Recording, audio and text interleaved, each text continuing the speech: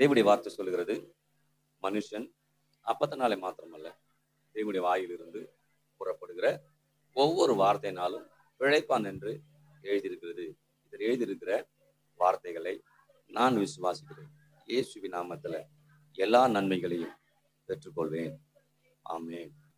யோபு 8:7 உம்முடைய துவக்கம் அற்பமாயிருந்தாலும் உம்முடைய முடிவு சம்பூரணமாயிரு. ஆமென். சொல்லுவாங்கல்ல, ஆரம்பம் அற்பமாயினும் முடிவு சம்பூர்ணம். சொல்லுங்க, ஆரம்பம் அற்பமாயினும் முடிவு சம்பூர்ணம். என்னுடைய துவக்கம் அற்பமாயிருந்தாலும் என்னுடைய முடிவு சம்பூர்ணமாயிருக்கும். ஆமென். அந்த தெய்வீக இணைப்புல தெய்வீக டைரக்ஷனை குறித்து பார்த்து வருகிறோம். அதுல நேற்று தினத்துல ஒரு காரியத்தை பார்த்தோம். என்ன காரியம் பார்த்தோம் அப்படின்னு சொல்லும்போது, ஈசாக்கோட இருந்தாருங்கிறத ஒண்ணு பார்த்தோம். புதிய ஏற்பாடு காலத்துல நம்ம இயேசுவோட இருக்கிறோம்னு பார்த்தோம். அவருக்குங்களா அதை நல்லா நினைவுக்கு வச்சுக்கணும். அப்ப ஈசாக்கோட தேவன் இருக்கும்போது ஈசாக்குடைய வாழ்க்கை மாற்றப்பட்டது. நான் தேவனோடு இருக்கிறதால தேவன் என் வாழ்க்கையை மாற்றி அவருக்கு ஏற்றாறு போல நம்மளை நடத்த தேவன் நல்லவர் என்ன பண்றாரு இருக்கிறார். அது மாத்திரமல்ல, அதுலதான் எனக்கு ஒரு பெரிய ஆசீர்வாதம் என்ன பண்ணுது சொல்ற, உன்னதங்களிலே ஆவிக்குரிய சகல ஆசீர்வாதத்தினால் நம்மை ஆசீர்வதித்து இருக்கிறார். நான் ஆசீர்வதிக்கப்பட்டவன், நீங்கள் ஆசீர்வதிக்கப்பட்டவங்க. ஏன்? என்னால கிடையாது, இயேசு கிறிஸ்துவால. அதனாலதான் இணைப்பு என்பது இயேசு கிறிஸ்துவுக்குள் இருப்பது தான் நம்முடைய வெற்றிக்கு அடையாளம் பண்ணப்படுது இருக்குது. அதனாலதான் பவுல் சொல்றாரு, கிறிஸ்து இயேசுவின் நான் என்ன பண்றேன், சிலுவையில் அறையப்பட்டிருக்கிறேன். நான் அல்ல, கிறிஸ்து எனக்குள் வாழ்ந்து கொண்டிருக்கிறார். நான் இல்ல, கிறிஸ்து எனக்குள்ளார வாழ்ந்து கொண்டிருக்கிறார். அப்ப அவர் எனக்குள்ளார வாழ்ந்து கொண்டிருக்கிறதால என் வாழ்க்கை நல்லா இருக்குது, உங்க வாழ்க்கை நல்லா இருக்கு. அப்ப இன்னைக்கு இயேசு என்னோட இருக்கிறதால, இயேசு உங்களோட இருக்கிறதால எல்லா காரியத்தையும் இயேசு என்ன பண்ணுவார், மாற்றி அமைப்பார். மாற்றி அமைப்பாருங்கிற எண்ணங்கள் நமக்குள்ளார மேலோங்க ஆரம்பிக்கும். ஒவ்வொரு காரியத்தை பார்க்கும் போதும் நீங்க நினைக்கணும், கண்டிப்பா இதுல ஒரு பெரிய மாற்றத்தை இயேசு எனக்கு கொடுப்பார். ஒரு பெரிய எதிர்பார்ப்பு என்ன பண்ணணும், இருக்கணும். எவ்வளவு பெரிய சவால்களா கூட இருக்கலாம், எவ்வளவு பெரிய நெருக்கமா கூட இருக்கலாம். ஆனால் உங்களுக்குள்ளார வரக்கூடிய எண்ணம் என்னவா இருக்கணும் அப்படின்னா, இயேசு என்னோட என்ன பண்றார், இருக்கிறார். அதுதான் நல்லா நிறைய காரியத்தை ஈசாக்கை பத்தி சொன்னோம். பஞ்ச நேரத்துல இருக்கு ஆண்டவர் இருக்கிறார். அல்லேலூயா. ஆமா, பஞ்ச நேரத்துல எந்த பக்கமும் திசை மாறி செல்லாதவர் சரியான திசையில நடத்துகிறார். இன்னைக்கு நாமுமே சில வேலைகள்ல திக்கு தெரியாத காட்டுல இருக்கிற மாதிரி நம்ம சில நேரம் வாழ்க்கை என்ன பண்ண போறோம் அப்படிங்கிற மாதிரிலாம் நிறைய யோசனைகள் வரும். அப்போ ஒண்ணு மட்டும் உங்களுக்கு தெரியணும், இயேசு என்னோட என்ன பண்றாரு, இயேசு என்னோட இருக்கிறார். என்னை விட்டு விலக மாட்டார், என்னை கைவிட மாட்டார். ஆமென். அதனால என்னை விட்டு விலகாத தேவன், என்னை கைவிடாத தேவனா என் தேவன் என்ன பண்றார், இருக்கிறார். ஆமென். அப்ப தெய்வீக இணைப்புல நான் இருக்கிறேன், தெய்வீக வழிநடத்தல் என்ன பண்றேன் நான் இருக்கிறேன். சரி, இப்ப தெய்வீக வழிநடத்தல் இருக்கிறது இல்லையா, அந்த டைரக்ஷன்ல யாரெல்லாம் கர்த்தர் நல்லா முனைப்பா நடத்துவார். அதாவது எல்லாரையும் நடத்துறாரு, ஆனா முனைப்பா நடத்துறதுக்கு ஒரு ஒரு ஒரு ஒரு விஷயம் இருக்குது. புரியுதுங்களா நான் சொல்றது? இப்ப இப்படி சொன்னா உங்களுக்கு புரியும்.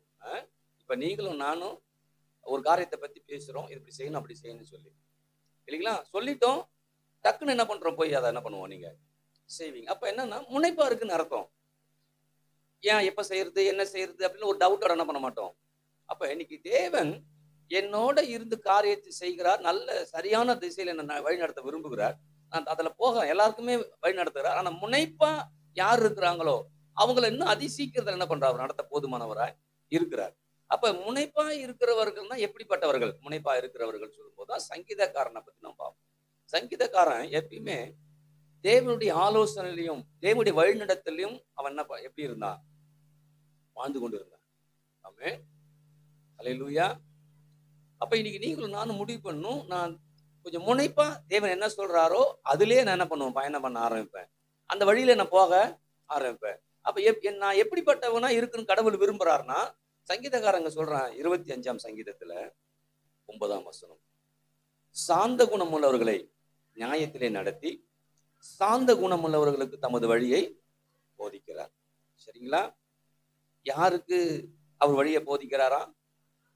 சாந்த குணம் உள்ளவர்கள்.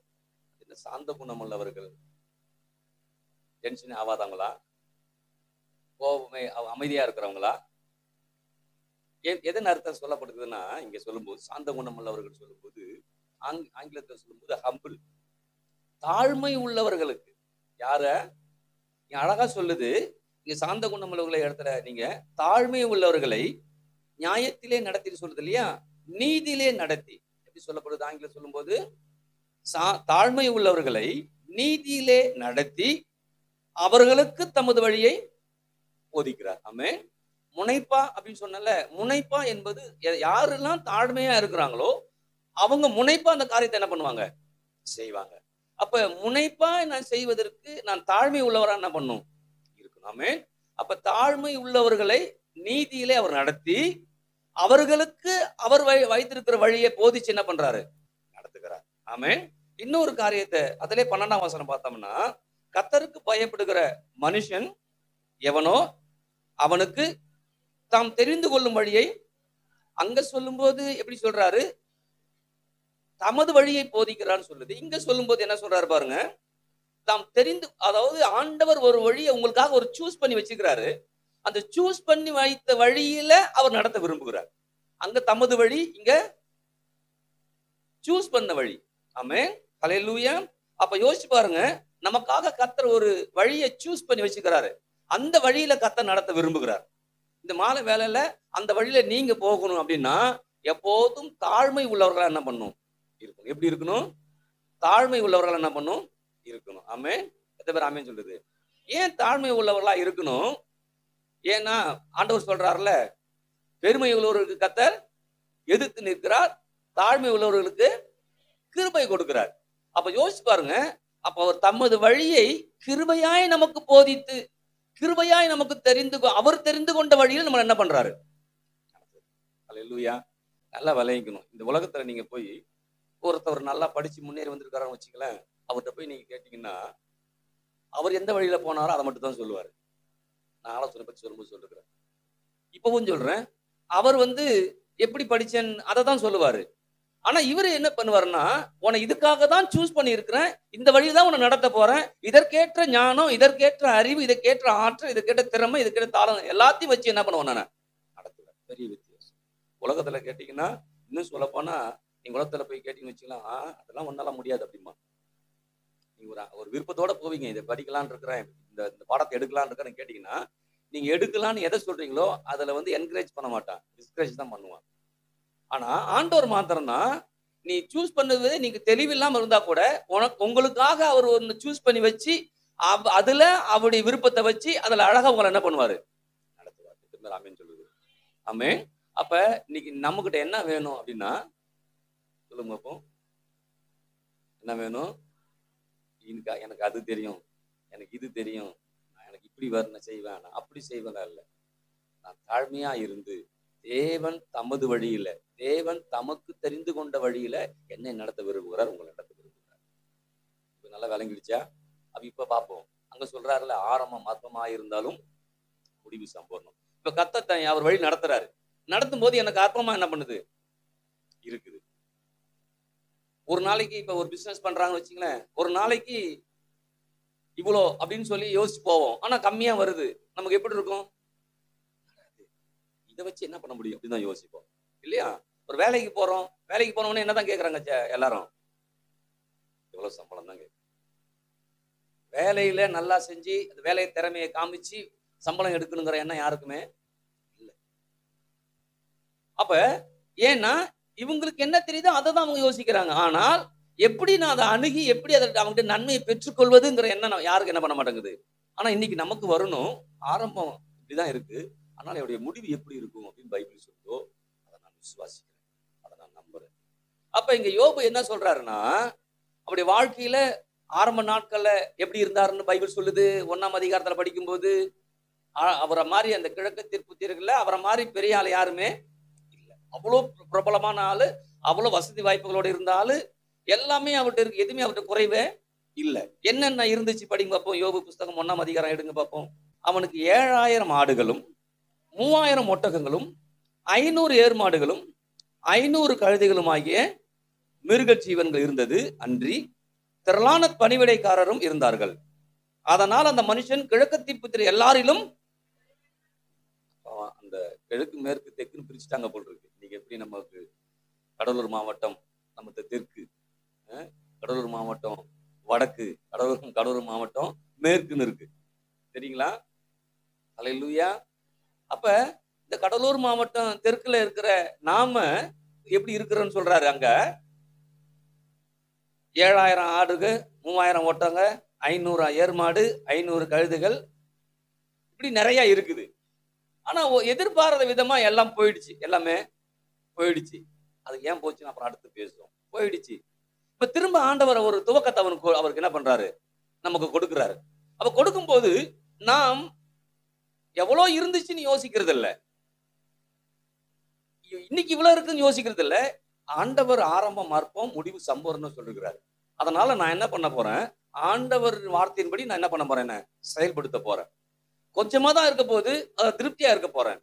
அதுல ஆண்டவர் நன்றி செலுத்த போறேன். அதை நம்பி நான் வாழ போறேன். அப்படி வாழ்ந்தோம்னா எப்படி மாறுதுன்னு பாத்தீங்கன்னா, யோபுக்கு வாழ்க்கையில 42ஆம் அதிகாரத்துக்கு வாங்க.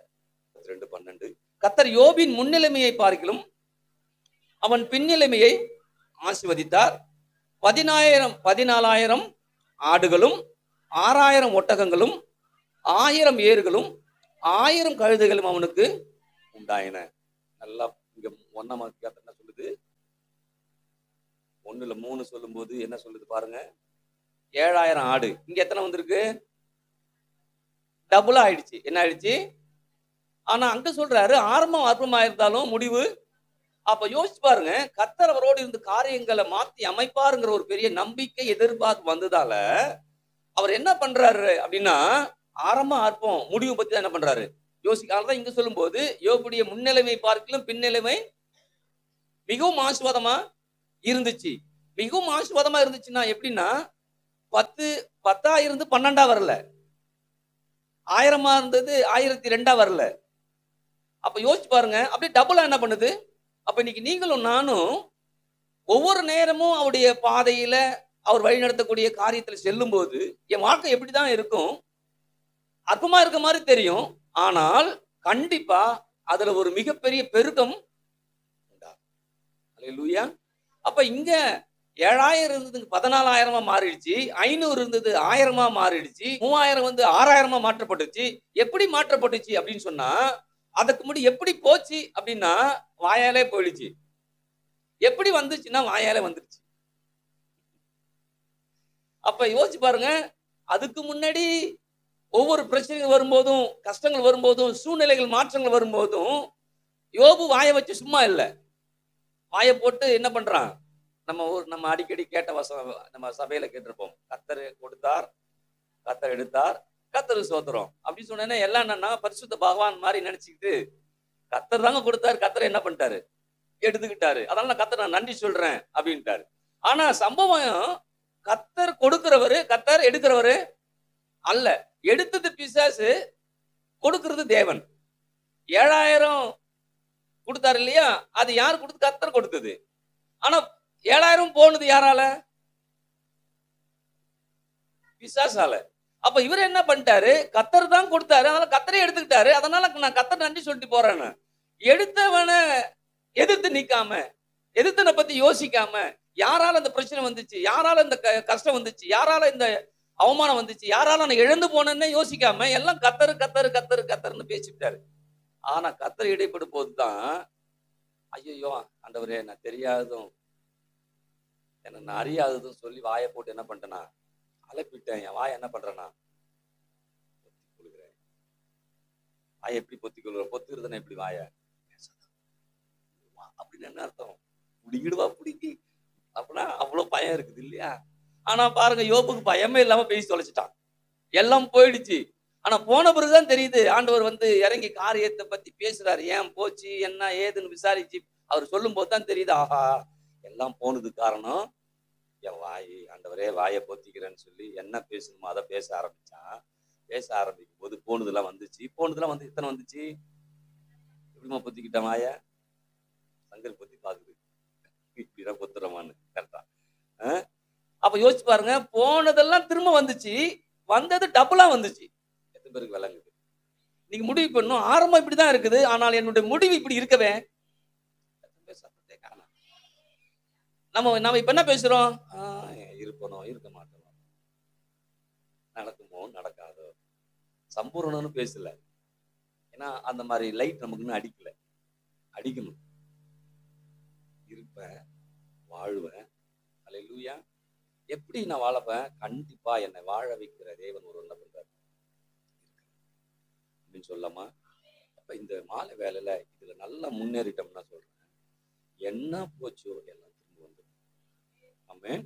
அப்ப எல்லாமே டபுளா வந்துருச்சு. சொல்லுங்க, டபுளா வந்துருச்சு. டபுளா வந்துருச்சு. அல்லேலூயா. அப்ப இன்னைக்கு நம்ம வாழ்க்கை டபுளா என்ன பண்ணுவோம் வரும். அதுக்காக தான் சகரியால சொல்றாரு, நம்பிக்கையுடைய சிறைகளை அரணுக்கு திரும்புங்கள், இரட்டிப்பான நன்மையை தருங்க. இன்றைக்கு, இன்னைக்கு இப்ப நான் இன்னைக்கு சொல்லிட்டோம் வரல, நாளைக்கு என்ன பண்ணுவோம்? என்ன ஆண்டவரை நேத்து சொன்னேன் அப்படின்னு சொல்லக்கூடாது. இன்னைக்கு வருது. நமக்கு எதிர்பார்ப்பு இருந்ததுன்னா டெய்லி, தினந்தோறும், டுடே டுடே தினந்தோறும். அப்ப யோசிச்சு பாருங்க, ஒரு நாளும் டபுளா கொடுக்குறேன்றாரு, சிங்கிளா கொடுக்கல. அப்ப ஒவ்வொரு நாளும் நம்பிக்கையுடைய சிறைகள் அரணுக்கு திரும்ப இரட்டிப்பான நன்மை தருவேன், இன்றைக்கு தருவேன். இன்னைக்கு பேசிட்டோம், இன்னைக்கு வந்ததோ வரலையோ, இன்னைக்கு நான் டபுளா ஆயிடுச்சு எனக்கு. இப்ப நாளைக்கு திரும்ப இதான் பேசுவேன். இந்த டபுள் அடுத்த டபுள் ஆகும். அப்படிதாங்க டபுள் ஆச்சு. வாயை கொத்திட்டு எதை பேசணுமோ பேசலாம் பாருங்க, டபுள் ஆயிடுச்சு. இன்னைக்கு முடிவு பண்ணும், ஆரம்பம் இப்படிதான் இருக்குது, ஆனா என் முடிவு என்னன்னு பைபிள் சொல்லுது. யோபு வாழ்க்கையில எப்படி முன்னிலைமை பார்க்கிற பின்னிலைமை ஆசீர்வாதமா இருந்துச்சோ, கண்டிப்பா என்னுடைய ஆசீர்வாதத்துக்கு குறைவில்லாம டபுளா என்ன பண்ணும். ஆமென். டெய்லி டபுள் தான். வார்த்தை சொல்லுது டபுள். ஆமென். வெறும் ஆடு மாடு கழுதை மாத்திரம் கொடுக்கல, அவன் ஆயுசு நாட்களையும் கொடுக்குறாரு. கடவுள் சாதாரண கடவுள் இல்லை. இன்னைக்கு நீங்க நினைப்பீங்க, ஒரு 10-20 வருஷம் இருந்தா போதும் நம்ம நினைக்கிறோம். ஆனா ஆண்டவருக்கு சொல்லும்போது அவங்க யோபுக்கு சொல்றாரு, யோபுக்கு நடந்தது சொல்லும்போது சொல்றாரு, அங்க 42ஆம் அதிகாரத்தை எடுங்களேன். இதற்கு பின்பு யோபு 140 வருஷம் உயிரோடு 4 தலைமுறையாக தன் பிள்ளைகளையும் தன் பிள்ளையுடைய பிள்ளைகளையும், எத்தனை தலைமுறை வந்திருக்கிறான் நம்மளை பார்த்து சொல்றாரு, முன்னிலைமை பார்க்கலும் பின்னிலைமை ஆசீர்வாதம் என்ன பண்ணும் இருக்கும். ஆமென். இங்க சொல்லும் போது இதற்கு பின்புன்னு வருது இல்லையா? எதற்கு பின்பு? எல்லாம் போனது அவனுக்கு விளங்கின பின்பு, அவன் வாழ்க்கையை குறித்து ஆண்டவரை பத்தி விளங்கின பின்பு. அப்ப விளங்கின பின்பு 140 வருஷம் இருக்கிறான்னு சொல்லுது. அப்ப அதுக்கு முன்னாடி எத்தனை வருஷம் இருந்திருப்பான்? 500 1000 மாறிச்சுன்னா எவ்வளவுப்பா? யாரோ சொல்லுங்க, வாயத்தோன்னு சொல்லுங்களேன். 70. எத்தனை வயசு? அப்ப பிரச்சனை 70 வயசுல வருது. ஐயோ அவ்வளவுதான் அப்படின்னு தான் அவன் முடிவு பண்றான். ஆனா ஆண்டவர் சொல்றாரு, உசுறு மட்டும் அவன்கிட்ட என்ன பண்ணுது? எல்லாம் போச்சு, ஆஸ்தி போச்சு, அந்தஸ்து போச்சு, சரீரம் போச்சு, எல்லாம் போச்சு. ஆனால் எல்லாவற்றையும் ஆண்டவர் திருப்பி கொண்டு வந்து நிறுத்தி, எதெல்லாம் போச்சோ அதெல்லாம் டபுளா ஆக்கி, ஆயுசு நாட்களையும் டபுள் ஆக்கி கொடுக்கிறாரு. அதனாலதான் அவன் 4 தலைமுறையை பார்க்க முடிஞ்சிச்சு. நம்ம எப்படி சத்தத்தை காணுவேன். அல்லேலூயா. அப்ப நமக்கு நல்லா தெரியணும், ஆரம்பம் இப்படிதான் இருக்கு, ஆனால் என்னுடைய வாழ்க்கை முடிவு இப்படி இருக்கவே தெளிவாய்க்கணும். ஆனா நீங்க ஆமாம் போ அவ்வளவுதான் போல் இருக்கு, அவ்வளவுதான் போருக்குன்னா கடைசி வரைக்கும் அவ்வளவு போருக்கு தான், மாற்றவே முடியாது. அவன் சொன்னபடி அவனுக்கு கடவுள்னு ஆயிடும். ஆனா இன்னைக்கு சொல்லணும், ஆண்டவர் சொல்லி இருக்கிறாரு, யோபுடைய வாழ்க்கையில முன்னிலை பார்க்கல பின்னிலை ஆசீர்வாதம் இருந்துச்சு, என் வாழ்க்கை கண்டிப்பா அப்படிதான் இருக்கும். நான் தலைமுறைய என்ன பண்ணுவேன் பார்ப்பேன். 4 தலைமுறையை பார்த்திருக்கிறான். நான் இன்னைக்கு வாயை சரிப்படுத்துறேன், எதிர்காலம் சரியாயிடும். ஆமென். ஏன்னா ஆண்டவர் பாருங்க, எனக்காக ஒரு வழியை சூஸ் பண்ணி வச்சுக்கிறார், அந்த வழியில் நடத்த விரும்புகிறார். யோசிச்சு பாருங்க, இன்னைக்கு எப்படிப்பட்ட வழியா இருந்திருக்கும். இதெல்லாம் பார்க்கும்போது தான் நீங்க இதை யோசிக்கணும், இஸ்ரோ ஜனங்களை பத்தி யோசிக்கணும். ஆண்டவர் 40 வருஷம் அற்புதமா நடத்தினார். தண்ணியை கொடுத்தாரு, மன்னாவை கொடுத்தாரு, ஏசி போட்டு கொடுத்தாரு. ஏசி போட்டு என்ன பண்ணாரு? மேக ஸ்தம்பத்தாலையும் அக்கினி ஸ்தம்பத்தால் நடத்தினாரு, இறைச்சியை கொடுத்தாரு. எல்லாவற்றையும் யோசிச்சு பாருங்க, யார் கொடுத்தது? நீங்க அப்படிதான். ஏன்னா அவர்களுக்காக அவர் தெரிந்து கொண்ட இடம், இஸ்ரோஜனுக்காக அவர் எதை தெரிஞ்சுக்கிட்டாரு? பாலும் தேனும் ஓடுகிற நலம் விசாலமான இடம் அவங்களுக்காக அவர் தெரிஞ்சுக்கிட்டுங்க. அல்லேலூயா. அதை யாரெல்லாம் ஆண்டவர் அதை எனக்கு தெரிஞ்சு வச்சிருக்கிறாருன்னு யாருக்கு புரிஞ்சிச்சோ அவர்கள் அதை அனுபவித்தார்கள், சொந்தம் பாராட்டினார்கள், அதுல குடியிருந்தார்கள், அதை சாப்பிட்டார்கள், அதெல்லாம் அனுபவித்தார்கள். இன்னைக்கு நீங்களும் நானும் நல்லா விளையணும். அவர் தமது வழி எனக்கு போதிக்கிறார். ஆனா ஆரம்பம் முதல் நாள் அவங்களுக்கு அப்பத்துக்கு கொஞ்சம் பிரச்சனை தான் தெரிஞ்சிச்சு, அப்புறம் கொஞ்சம் தண்ணிக்கு பிரச்சனை தான் தெரிஞ்சிச்சு. ஆனா அது அற்பமான விஷயம். அல்லேலூயா. பைபிள் சொல்லுது, அற்பமான ஆரம்பத்தை யார் அசட்டை பண்ணக்கூடும். நீங்க அற்பமான ஆரம்பத்தை நீங்க அசட்டை பண்ணிட்டீங்கன்னா முன்னேற முடியாது. ஏன் தெரியுமா? கர்த்தர் நடத்துறாரு. அல்லேலூயா. அசட்டை பண்ணிட்டோம்னா நம்ம முன்னேறவே முடியாது. அதை நீங்க என்ன பண்ணணும்? அதை சந்தோஷத்தோட எடுத்துக்கொள்ளணும். அதான் சொல்றேனே, 100 ரூபாய் தான் இருக்குது, சந்தோஷமா அதுல வாழ ஆரம்பிக்கணும். ஒண்ணுமே இல்லை, சந்தோஷமா இருக்கு வாழ. அது எப்படிங்க ஒண்ணுமே இல்லாம வர முடியுமா? தண்ணி இருக்குது வீட்டுல, இது குடிக்கலாமா வேணாமா?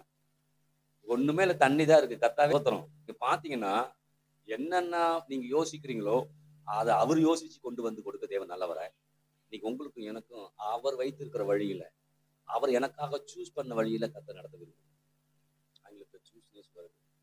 உங்களை கர்த்தர் சூஸ் பண்ணி இருக்கிறாரு அவர் வழி நடத்தும்படியா. அல்லேலூயா. இஸ்ரவேல் ஜனங்களை சூஸ் பண்ணி கொண்டு போய் பாலும் தேனும் ஓடுகிற நலம் விசாலம் தேசத்துல கொண்டு போய் சேர்த்தது போல உங்களுக்காக அற்புதமான இடம் என்ன பண்ணுது? ஆயத்தமா விடுங்க விடுங்கன்னு சொல்ற மாதிரி இருக்குது. ஆனா இன்னைக்கு நீங்க முடிவு பண்ணிக்கணும், என் வாயால எதை பேசணுமோ அதை தான் நான் பேசுவேன், எதை பேசக்கூடாத நான் பேசவே. அப்ப போயிடுச்சுன்னா என்ன பண்றது? வர்ற மாதிரி பேசணும். அதான் நான் சொன்ன, எனக்கு விரோதமாய் உருவாக்கப்படுகிற எந்த ஆயுதமும், ஒரு பிரச்சனை வருது நீங்க சொல்லணும், பிரச்சனையை பார்த்து சொல்லணும், எனக்கு விரோதமாய் உருவாக்கப்படுகிற எந்த ஆயுதம் வாய்க்காமல் போகும் அப்படின்னு சொன்னா, எந்த பிரச்சனை எழும்புதோ அது எழும்பாம போகும், எந்த பிரச்சனை எழும்பி வருதோ அது ஒண்ணும் இல்லாம போகும், எந்த நோய் உங்களுக்குள்ளார எழும்புதோ அது பட்டு போகும். என்ன பண்ணும்? உண்மையில. ஏன்னா ஆண்டவர் வார்த்தை சொல்லுது, நான் சொல்ல, ஆண்டவர் வார்த்தை சொல்லுது, எனக்கு விரோதமாய் உருவாக்கப்படுகிற அது எந்த விதமான ஆயுதமா தான் இருக்கலாம். ஆனா எதா இருந்தாலும் அதை கண்டிப்பா எனக்கு வாய்க்காம கர்த்தர் என்னை பாதுகாத்து என்ன பண்ணுவாரு? நடத்துவார். ஆமென். எனக்கு வாய்க்காது. எனக்கு விரோதமாய் உருவாக்கப்படுகிற எந்த ஆயுதம் வாய்க்காமல், இன்னைக்கு உங்களை பார்த்து கர்த்தர் சொல்றாரு, உங்களுக்கு விரோதமாய் உருவாக்கப்படுகிற எந்த ஆயுதமும் வாய்க்காமல் போகும். ஆமென். ஆமென் சொல்லலாமா? வெயில் காலமா இருக்குது, வெயில் எப்படி அடிக்குது? எப்படி அடிக்குது வெயில்? நான் எப்பயுமே வெயில் கொள்ளுதுன்னு சொல்லவே மாட்டேன். நல்ல வெயில், நல்ல மழை, இதுதான் பேசி பழகிட்டேன். அது தெரிஞ்சோ தெரியாமலோ அப்படி பழகியாச்சு. கத்துக் கொடுத்துட்டாரு. வெயில் அடிச்சா நல்ல வெயில், மழை பெஞ்சா நல்ல மழை, குளிர்னா நல்ல குளிர். ஏன்னா ஆண்டவர் எதுவுமே நமக்கு தீங்கானதை கொடுக்கவே மாட்டார், நல்லது மாத்திரம் தான். நீங்க யோசிச்சு பாருங்க, மழையே பெஞ்சிட்டு இருக்குது வருஷம் முழுக்க, எப்படி இருக்கும் சொல்லுங்க? வருஷம் முழுக்க மழையே பெய்யுது. சரி, அது வேணாம், அப்ப நல்லது இல்லைன்னு. வருஷம் முழுக்க வெறும் வெயிலாவே இருக்கு, நினைச்சு பார்க்க முடியல. அப்ப எப்படி சொல்ல? நல்ல வெயில், நல்ல மழை. அல்லேலூயா. அப்ப யோசிச்சு பாருங்க. ஆனா உலகம் என்னதான் சொல்லும்? ஒரு ஹெல்மெட் போட மாட்டான், ஒரு துண்டை கட்ட மாட்டான், ஒரு கேப் போட மாட்டான், எதுவும் போட மாட்டான். ஆனா வெயில் குளுது, வெயில் குளுது, வெயில் குளுது, வெயில் குளுது. ஒரு பேப்பர்ல வர போடும், இத்தனை டிகிரி அடிச்சிச்சு, அங்க ஒருத்தர் சுருண்டி விழுந்துட்டாங்க, ஐயோ சுருண்டு வித்துருமா போவேன் நான், அப்படிதான் யோசிப்பான். ஆனா என்ன பேசணும்? ஏன்னா நீங்களும் நானும் நம்மளை எப்படி கர்த்தர் பாக்குறாருன்னா, கேப்டன் மாதிரி பாக்குறாரு. எப்படி பாக்குறாரு? எப்படி பாக்குறாரு? கேப்டன். நீங்க யாரா? உங்க குடும்பத்துக்கு நீங்க தான் கேப்டன். யாக்கோபு சொல்றாரு இல்லையா? அந்த கேப்டன், அதாவது மாலுமி என்ன யோசிக்கிறானோ அந்த இடத்தை நோக்கி அந்த கப்பல் போகுது. வாழ்க்கை என்பது கப்பல். அதுல எப்படி கப்பல் தண்ணியில போகும்போது காத்து வரும், மழை வரும், சிதறக்கூடிய எல்லா வாய்ப்பும் இருக்கும் இல்லையா? திடீர்னு பனி பாறைகள் இருக்கும், என்னன்னாலும் இருக்கும். ஆனா எல்லாத்தையும் மேற்கொள்வதற்கு அந்த மாலுமி கேப்டனுக்கு உரிமை என்ன பண்ணுது? இருக்கு, அத்தாரிட்டி இருக்குது. அவன் நினைச்சானா சரியான திசையில போக முடியும், அவன் நினைச்ச தவறான திசையில போகவும். இன்னைக்கு நமக்கு தான் கர்த்தர் கொடுக்குறாரு. அல்லேலூயா. அப்ப நீங்க முடிவு பண்ணணும், நான் கர்த்தர் சொல்ற வழியில நான் போறேன் அப்படி நீங்க முடிவு பண்ணணும். கர்த்தர் சொல்ற பாதையில நான் போக போறேன்னு சொல்லும் போது அந்த பாதையில வரக்கூடிய எல்லா பிரச்சனைகளும் அவர் சந்திக்க போதுமானவராய். அதுதான் என்னோட கூட இருக்கு, நல்லா நமக்கு எப்பயுமே புரியும்னு சொன்னேன். அப்ப கேப்டனா நான் இருக்கிறேன், என்ன தனியா ஓட்ட விடுறல்ல. புரியுதுங்களா? உங்களுக்கு கேப்டன் ஒண்ணே நீனே ஓட்டு போட சொல்லல. இல்லப்பா, நீ கேப்டனா இரு, உன் கொடுத்து நான் ஓட்டுற வண்டிய கப்பல். நான் என்ன பண்றேன்? உன் வாழ்க்கையை உன்னால செலுத்த முடியல, சரியான திசையில செலுத்த முடியலையா? உன் கூட நான் இருக்கிறேன், நீ கேப்டன். அல்லேலூயா. சத்தத்தை காணும் ஒண்ணும். நான் எங்க வண்டி ஓட்டமில்ல, சைக்கிள் ஓட்டமில்ல, நடந்தே போயிட்டு இருக்கிறேன் அப்படி சொல்லக்கூடாது. நீங்க கேப்டன். உங்க வாழ்க்கையை சரியான திசையில செலுத்துவதற்காக தேவன் உங்களோட என்ன பண்றாரு இருக்கிறார். ஆமென். இப்ப யோசிச்சு பாருங்க. முதல் நாள் நமக்கு தெரியாது, 2வது நாள் தெரியாது. ஆனா அந்த பயணத்துல போகும்போது நமக்கு தெரியும், கொஞ்சம் கொஞ்சமா என் வாழ்க்கையில எல்லா மாறுதல் வந்துகிட்டே என்ன பண்ணும் இருக்கும். அப்ப தெரியணும் என் கூட இது ஒருத்தர் நடத்திக்கிட்டு என்ன பண்றாரு இருக்கிறாருங்கிற அறிவு வந்துச்சுன்னா, ஆண்டவரே என்ன நடத்துங்க, நான் மாட்டி ஸ்டேரிங்க பிடிச்சிட்டு போயிட்டே என்ன பண்றேன். சத்தத்தை காணும். ஹல்லேலூயா. கேப்டன் யாரு? இப்ப கேப்டன் நாம யாரையோ நினைச்சுக்கிறோம். அவங்க தான் கேப்டன், இவங்க தான் கேப்டன். இல்ல, அப்பா நீ தான் கேப்டன். ஹல்லேலூயா. அப்போ கேப்டனா நீங்க இருக்கிறதால நீங்க சரியான திசையில நீங்க செலுத்த முடியும். ஒவ்வொரு நான் கேப்டன், என் மனைவி அவங்க கேப்டன். யோசிச்சு பாருங்க. ஆண்டவர் அவங்களோட இருக்கிறாங்க, என்னோட இருக்கிறாங்க, மனைவி பிள்ளையோட இருக்கிறாங்க. ஒவ்வொருத்தோட கர்த்தர் என்ன பண்றாரு? அப்ப யாருமே திசை மாறி போக முடியாது. அதான் சொன்னேன், யோசிக்கிற இடம் எதுவோ அது ரொம்ப முக்கியமானது. ஏன்னா கர்த்தர் வழிநடத்த போறாரு. அந்த யோசிக்கிற அந்த மாலுமிக்கு தெரியணும் இங்கதான் போறேன்னு. காத்து அடிக்கிற பக்கம்லாம் போயிடக்கூடாது. நீங்க பிள்ளைங்க எல்லாம் பாருங்க, அப்படியே காத்தடி பக்கம் போயிடுது. போன எடுக்கிறோம், ஆமா தள்ளுறோம், தள்ளினவனே ஒண்ணு வருது, அப்படியே போய் கண்ணு வலிக்கிற தெரியும். ஓ எங்க போயிடுச்சு பார்த்தோன்னா, அதுதான் சொல்லுவாங்க பாருங்க. இது வந்து நெட்டு சொல்லணும்ல, தமிழ்ல வலைதளம். வலைய போட்டுருச்சு, அது என்ன பண்ணும்? வலை ரோடு நமக்கு தெரியுங்க, ரோடு தெரியும், பாதை தெரிஞ்சு போயிடும். வலையில என்ன பண்ணாது தெரியாது இல்லைங்களா? நீங்க வலைய போடுறாங்க இல்லையா, எந்த பக்கம் முன்னாடி எந்த பக்கம் நமக்கு தெரியாது. அப்ப வலைத்தளத்துக்குள்ளார இருந்துட்டோம், அது என்ன பண்ணும்? நம்மளை கொண்டுட்டே போய் டக்குனு குழியில வந்துருவான். ஊந்ததுன்னு தெரியாம பார்த்துட்டு இருப்போம் வலைதளத்துல. இப்ப நிறைய பேரை குடியில இருந்த கூட விடுவிச்சிடலாம் போல் இருக்கு, போன்ல இருந்து விடுவிக்க முடியல. குடியில கூட விடுவிச்சிடலாம். ஏன் தெரியுமா? சொல்லுங்க அப்போ.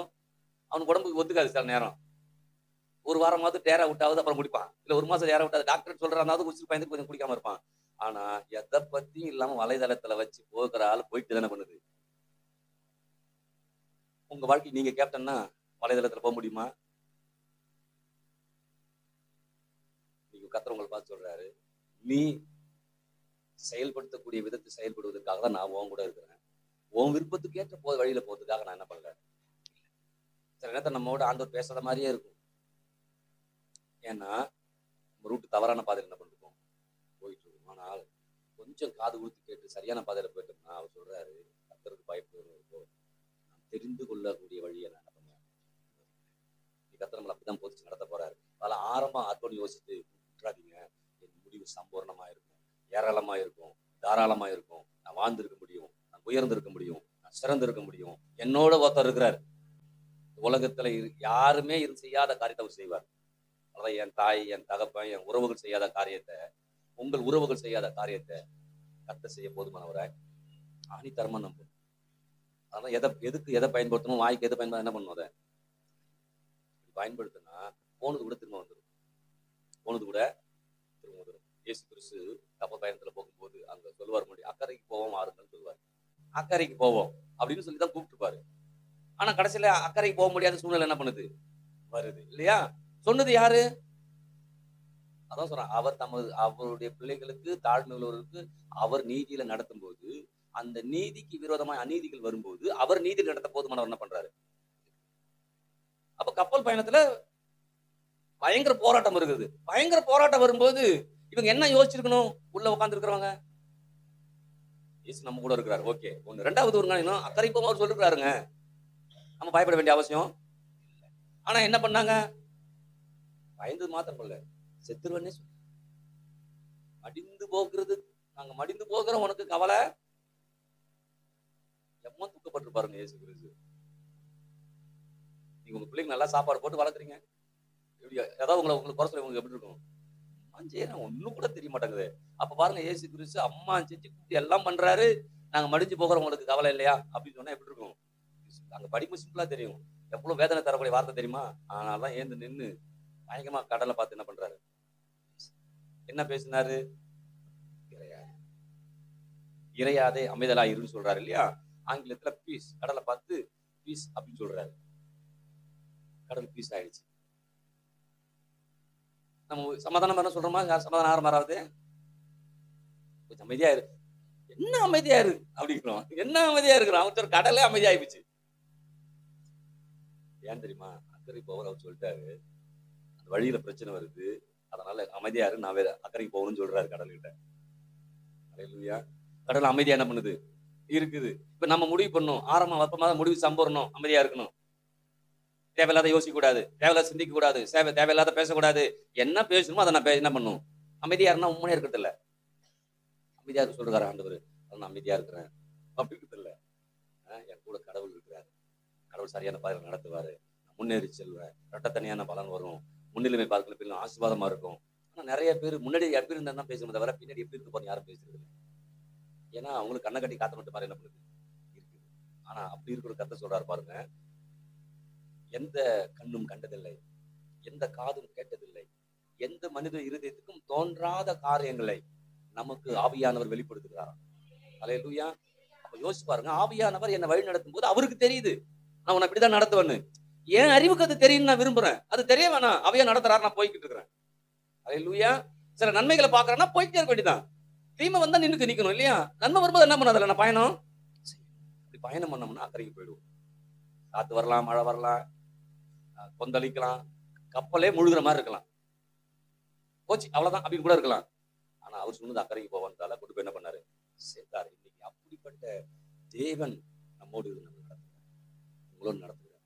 அப்ப நீங்க வழியில போகும்போது அழகா ஒரு முறை சொன்னாரு பாருங்க, இன்னைக்குதான் கடை பைபாஸ்ல போகும்போது கடல்லாம் இல்லை, இப்பதான் இங்க வருகிறது இல்லையா? ஆனா ஆண்டவர் அவங்கள பைபாஸ் மாதிரி கொண்டு போனாரு, யாரும் தொந்தரவும் கிடையாது, யாரும் பிரச்சனையும் கிடையாது. அதனால பைபாஸ்ல கடை இல்லைன்னா பிரச்சனை, அவரே சாப்பாடு கொடுத்துட்டாரு, அவரே தண்ணி கொடுத்துட்டாரு, அவரே தூங்குறதுக்கு இடம் கொடுத்தாரு, அவரே தூங்க வச்சாரு, திரும்ப அவரே எழுப்புறாரு, அப்புறம் அவரே நடக்க வைக்கிறாரு. 40 வருஷம் நடக்கிறாங்க, காய் வீங்கல, கால் வீங்கல, செருப்பு தேயில, 3 மாசத்துல ஒரு செருப்பு போயிடுது. 40 வருஷம் செருப்பே தேயில, என்ன மாதிரி செருப்பு எனக்கு புரியல. அழகா சொன்னாங்களே சிஸ்டர், உன் பாதம் கல் இடராத பிடிக்கி அவங்க தங்கள் தேவைகள் என்ன பண்றாங்க, தங்கள் கைகளில் ஏந்தி கொண்டு. அவ யோசிச்சு பாருங்க, 40 வருஷமும் ஜனங்களை அப்படி ஏந்திருக்காரு. அதான் ஒரு வசனத்துல ஏந்துவேன் ஏந்துவேன் தப்பு தாங்குவேன் தப்பு வைப்பேன். அப்ப யோசிச்சு பாருங்க, எப்படிலாம் ஜனங்கள் என்ன பண்ணுறாரு அவங்கள. இன்னைக்கு நம்மளையும் கத்த நடத்த விரும்புகிறேன். ஏன் தெரியுமா? சம்பூர்ணமா இருக்கணும், ஆசீர்வாதமா இருக்கணும், நிறைவா இருக்கணும், பெருக்கத்தோடு இருக்கணும், சுகத்தோடு இருக்கணும். ஒவ்வொருத்தரும் சுகமா இருப்பது தேவனுடைய சித்தம், ஆரோக்கியமா இருக்கு தேவனுடைய சித்தம், நல்வாழ்வு இருக்கு தேவனுடைய சித்தம், நீடிய ஆயுள் இருக்கு தேவனுடைய சித்தம். போயிடுவோமோ என்ன கூடாது.